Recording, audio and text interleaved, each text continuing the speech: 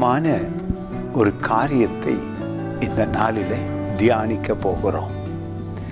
நிச்சயமாக விசுவாசம் இல்லாமல் தேவனுக்கு பிரியமாய் இருக்க முடியாது.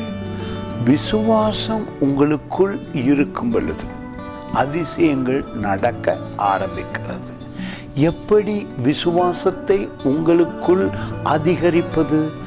வேத வார்த்தை, அதுவும் வேத வார்த்தையே கேட்டு அதன்படி நடக்க பழக வேண்டும்.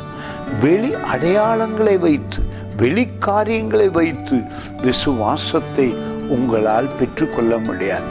அநேகர் தங்கள் விசுவாசத்தை வெளி அடையாளங்களாக தேட பார்க்கிறார்கள். விசுவாசமானது வார்த்தைக்குள்ளாக வந்து உங்களுக்குள் இருக்கும் பொழுது அதிசயம் நடக்கிறது. பாருங்கள், இந்த 2 கொரிந்தியர் புத்தகம் 5ஆம் அதிகாரத்தில் 6வது வசனம் சொல்லுகிறது, நாம் தரிசித்து நடவாமல் வெளி அடையாளங்களையே தேடி, வெளி காரியங்களையே பார்த்து, ஏதோ மிரக்கல் நடந்தால் விசுவசிப்போம், ஒரு அதிசயம் நடந்தால் விசுவசிப்போம், கேட்டு பார்ப்போம், கிடைத்தால் நாம் நிச்சயமாக விசுவசிப்போம் என்பது அல்ல. நீங்கள் விசுவாசித்து நடக்கிறோம்.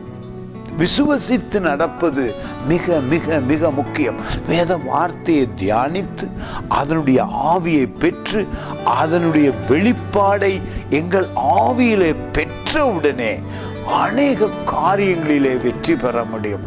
நானும் விசுவாசத்தை வேதத்துக்குள்ளாக பெறாத காலத்திலே பல பாடுகளையும் துன்பங்களையும் தரித்திரங்களையும் நோய்களையும் நொடிகளையும் துன்பங்களையும் அனுபவித்தேன்.